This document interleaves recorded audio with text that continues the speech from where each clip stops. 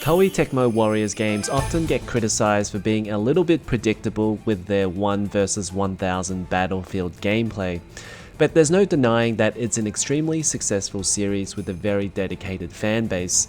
You don't get to make iteration upon iteration if they aren't selling. In this video, I'll be reviewing their latest title, Samurai Warriors 5, which is a little bit of a reboot of the series with a new art style and a reimagining of their story mode. As a casual fan of Warriors games in general, how does this title hold up, and is the Warriors gameplay formula still fun after all this time? I'll also cover Nintendo Switch performance as well, so make sure you stick around for that. If you like this video, make sure you hit the like button and subscribe to catch all of my latest videos. So while I wasn't all that enamored by the open world blunder that was Dynasty Warriors 9, I did feel like given Samurai Warriors 5's new art style and soft reboot, it was a good opportunity to get through a Japanese themed Warriors game, especially as I regretted not playing the previous game even though I purchased it.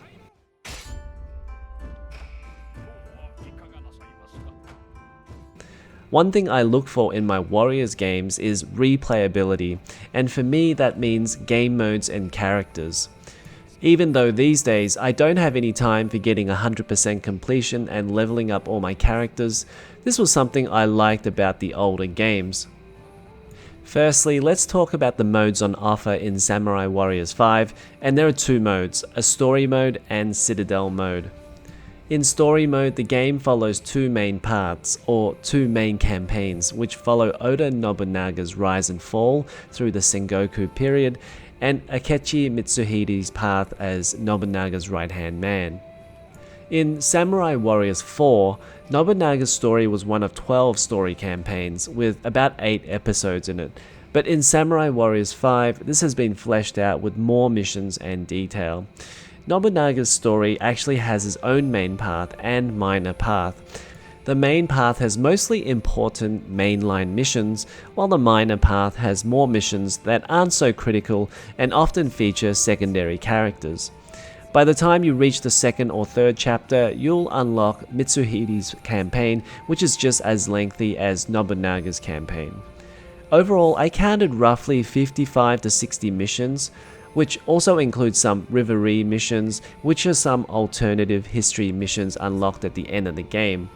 So ultimately, the new story mode depends on whether you like a deeper and more detailed story mode, with approximately 20 to 25 missions for Nobunaga and Mitsuhide respectively, or whether you prefer the Samurai Warriors 4 style of shorter but more varied campaigns. The story mode progression is pretty self-explanatory. There's some cutscenes before the mission, and you'll get to prepare your characters before battle, though if you want to have full customization, you're better off doing this before even starting the mission, and this way you get to upgrade your buildings, purchase items and accessories, and upgrade your characters and horses fully. If you do it just before battle, you can only change your weapons and upgrade your characters.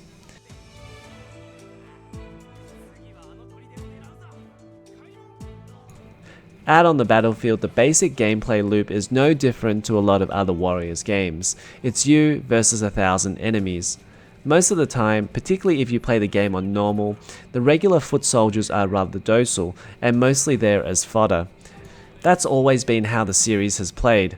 On harder difficulties, they do poke at you a little bit more. But nevertheless, the game has always been about the beauty of hundreds of enemies flying into the air. I've read that the Samurai Warriors games has mostly been focused on attacking key officers around the battlefield, and much less about the general foot soldiers. That's the case here, as beating on the basic enemies does very little except waste your time for a good ranking at the end of the mission. Here, you get in and defeat the officers according to your objectives and then get out. One nice thing I like about Samurai Warriors 5 is that the game will pop up with your immediate and also bonus objectives, so the game is really focused on exactly what you need to do next. While the focused objectives are great, unfortunately I was a bit disappointed in the variety of objectives, particularly as there have been countless Warriors games. I expected various different variations of this 1 versus 1,000 formula, however I continually got the same objectives over and over. The majority of the time it was usually running from one place to another, putting out fires, defeating whatever enemy officers the game conjured up. Other times there'd be a time limit to complete an objective, or defeating 150 regular enemies, or stopping key supply chain enemies, which weren't all that different to enemy officers, and that's really 95% of the objectives in this game. Speaking of enemy officers, battling them is the meat and potatoes of the game. Unfortunately, on normal difficulty, this is a little bit underwhelming. If your characters are leveled up enough, enemy officers don't put up much of a fight, including final bosses of every level. They all feel more or less the same. In a game that focuses just on these enemy officers and game objectives, having them feel interchangeable is a bit of a missed opportunity. They just don't really attack much, and when they do, it's mostly the same attacks with zero personality to the fight. I suppose the game is all about the player doing 95% of the attacking, but it would be nice to see some different character behaviors. You'll know if you're underleveled in this game if suddenly you're desperate to find health items around the level, and in that case, you're best spending some time tweaking character upgrades and upgrading weapons. Leveling up characters is fairly easy to understand and operates similar to Final Fantasy X Sphere Grid, with a predetermined selection of skills to upgrade. Weapons have a number of slots that boost skills, and you can insert new skills into empty slots. You can also dismantle weapons and retain the skills, but you'll end up losing the weapon. Horses can also be upgraded at the stables, and new horses can be purchased. Your buildings can also be upgraded, which will provide higher level skills and items available for upgrade.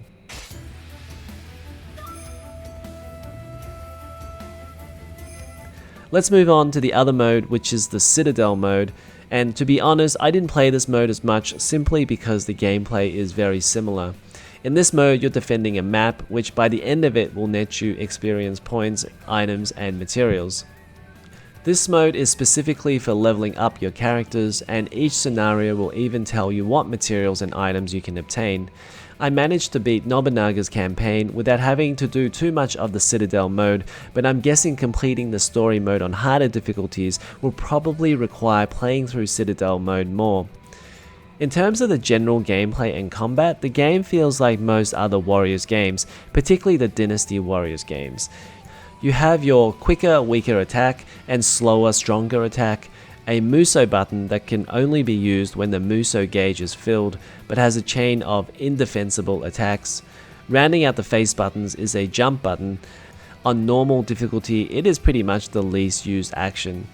You can lock onto an enemy with R3, and holding down the R button and a face button allows some customizable ultimate skills. These can be set up with various skills like temporarily having a stronger defense or attack, or other unique attacks and combos. You can also call a horse with L2, though most of the time the horse didn't feel that great and I only used it to traverse longer distances. Let's talk a little bit about the graphics and art style. It's immediately apparent that the game has a brand new look to it, and in my opinion, I really like the new stylized cel-shaded look.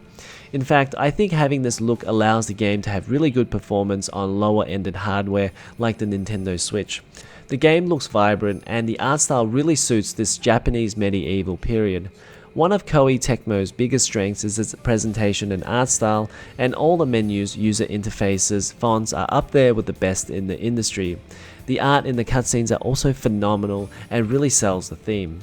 Despite how many copies it sold and how long the series has lasted, it's still not a game with a massive budget. For example, initial character cutscenes using the in-game engine are mostly just the characters sitting around having a conversation for a few minutes. After a few missions, it does feel a little bit predictable. The missions themselves also feel like there's a lot of reused graphical assets, which leads to one of my main gripes about the game. The game does look very good. There's an increased amount of detail on many objects, and in general there's just many more objects in the game, leading to a better looking game than the previous one. However, after playing Nobunaga's campaign consisting of about 25 missions, every map begins to look very similar, mostly tinted with an orange and brown hue, with only a few nighttime missions. In fact, at some points I almost felt like many parts of the maps were copy-pasted onto other maps, and it began to feel like playing the same maps over and over.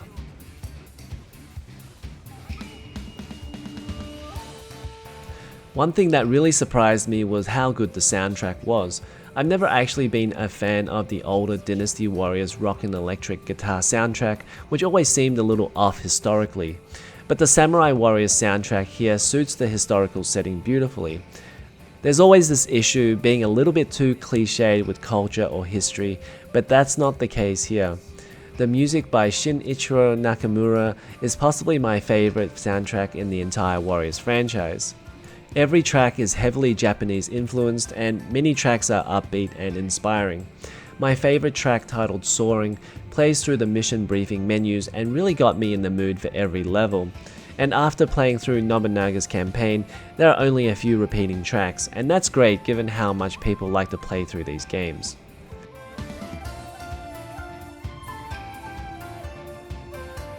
Before finishing up, I want to talk about Nintendo Switch performance, and on the whole, I was very satisfied. The frame rate was generally rock solid and rarely dipped under 30 FPS. Perhaps the most demanding areas, which was Nobunaga's last mission, where there's large numbers of enemy soldiers, fires and events going on, the frame rate may have dipped at times, but not really anything I noticed, and I'm only mentioning to tell you how good the performance it generally is. On both TV and handheld mode, performance is generally very good. In handheld, it should be 720p or very close to it, and I never really noticed any dynamic resolution drops. Some of the text can be a little bit small in handheld mode, but it's only a problem if you simply must read everything.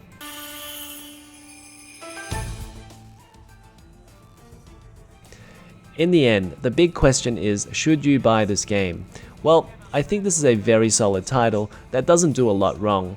It's not a complete home run, but more like gets to third base. I think it's going to depend on what people are going to be looking for when it comes to who should buy this game. For people who want a Warriors game on the Nintendo Switch, this is one of the best Warriors titles, and also has great performance on the Switch. If you're trying to choose between this and Dynasty Warriors 9 Empires, I've heard that Empires performs poorly. Secondly, people who will enjoy this game will be people who enjoy the new story mode that focuses more deeply on Nobunaga and Mitsuhide. Sure, you can still play the other characters, but one thing that I haven't mentioned yet is that some missions can only be played with specific characters. For example, there are a number of missions that can only be played with Nobunaga. And free mode is now incorporated into the story mode, so only certain characters will be available. Thirdly, if you like to level up characters, the game definitely lets you do that.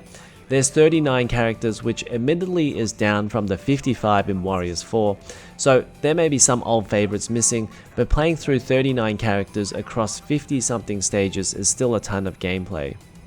For people that may need to think twice about this game or wait for a bit of a sale to add it to their collection, if you've played Warriors games before but didn't particularly find the gameplay loop interesting, well, I don't think Samurai Warriors 5 is going to change your mind. It's still the same old Warriors gameplay. Secondly, you might not like the game as much if you're after something more than a story mode. The Citadel mode is merely just extra missions for leveling up. Finally, I'd say gamers who prefer AAA games probably aren't going to find that here.